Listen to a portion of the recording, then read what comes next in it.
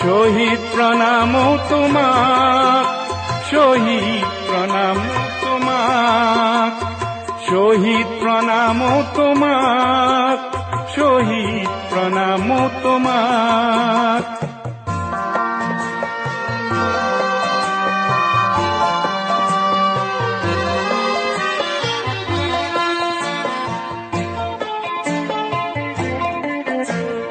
বিংশ শতিকাৰ অষ্টম দশকৰ নতুন পুৰুষ অগণন, জাতিৰ স্বকীয়তা ৰাখিবলে অহিংসাৰে কৰাৰণ।